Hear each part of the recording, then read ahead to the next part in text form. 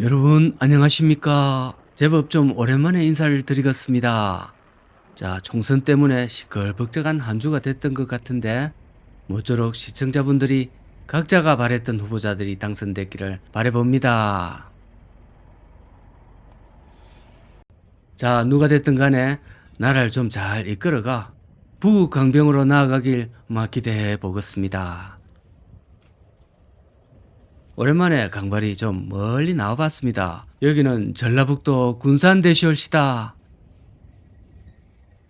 강발 개인적으로 군산하면 떠오르는 것이 고교 야구의 강자 군산 상구가 생각이 납니다. 이쪽 백제 쪽이 야구가 예전부터 세더라고요. 그러니까 프로야구 당시 강자 해태 타이거즈가 태어난 바탕이 된 거 아닐까 생각도 해봅니다. 백제 시대 때도 아마 격구 같은 스포츠 그런 걸 잘했을 것 같군요.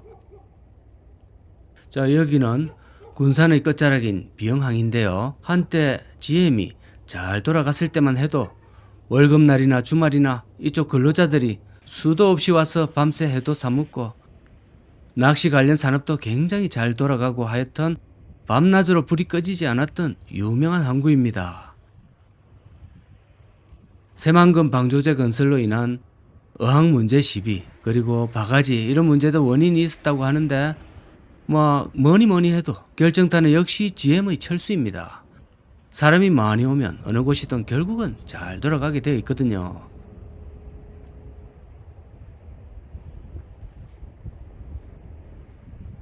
근로자들이 와서 수산물과 술도 소비해주고 낚시꾼들도 많이 와서 낚시 장비도 좀 사주고 하면 주말이면 타지의 가족들도 와서 다 같이 한 끼 사먹고 또 회사 관계자들 회식도 이어지고 그렇게 돌아가야 되는데 이런 초거대 회사가 멈춤과 동시에 주변도 동시에 얼어붙는 것이 인지상정입니다.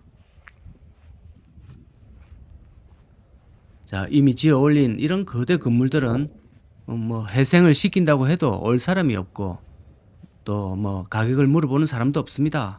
누가 여기 와서 사업을 개재하고 싶을 생각이 있을까요? GM 크기의 기업이 들어오지 않는 이상은 회생은 어려워 보이는데요. 그렇지만 군산이 이대로 포기하지 않고 간과 민이 노력하는 의지를 보여주고 있습니다. 그것은 조금 이따가 말씀드리겠습니다.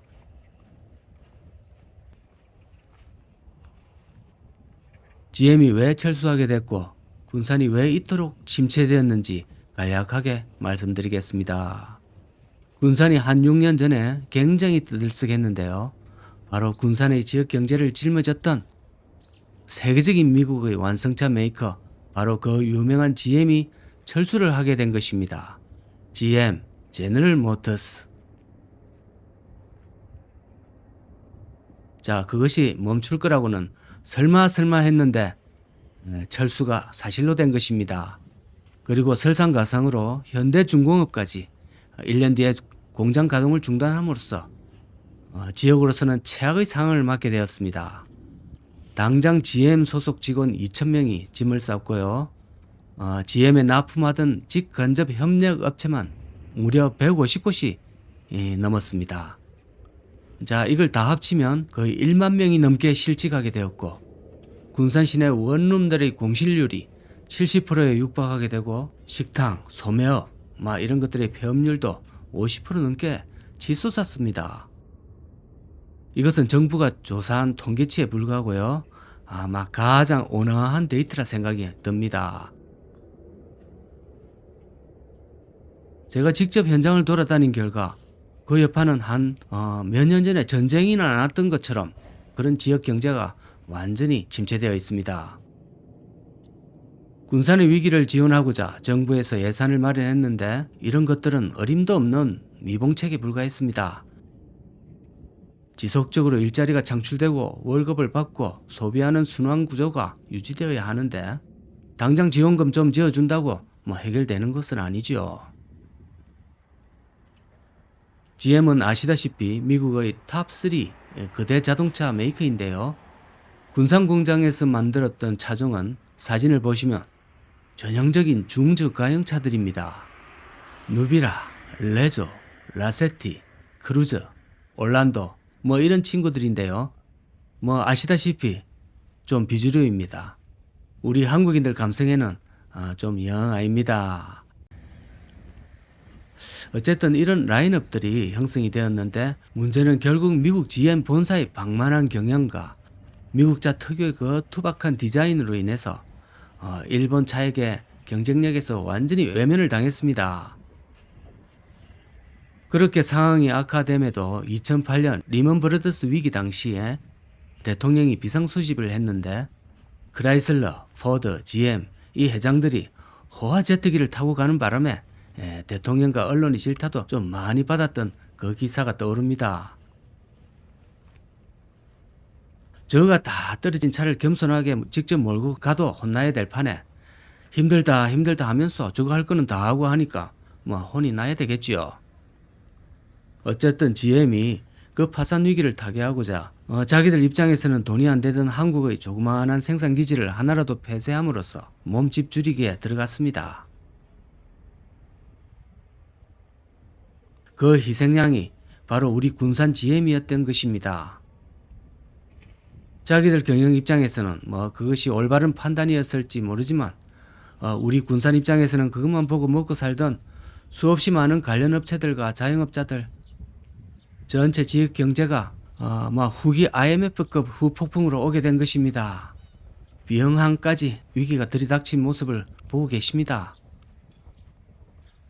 그럼에도 군산이라는 지역 자체가 완성차 업체들 입장에서는 완전히 버리기에는 또 활용도가 높은 인프라를 갖추고 있다고 합니다. 자, 생산 후에 바로 배로 싣기도 편한 항구지대에 인접해 있으니까요. 앞으로 전기차가 대세가 되어가 있는데 자, 비록 내연기관 라인이었지만 조금만 변경해주면 전기차 생산 공정으로 바꾸기도 용이하다고 합니다.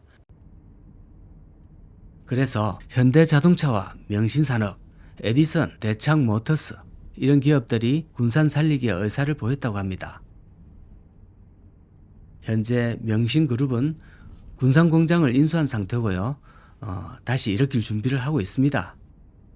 여기도 보시면 과거의 GM 기숙사였는데 조금 돌아보시면 건물은 다 버리고 폐허가 되어 있습니다.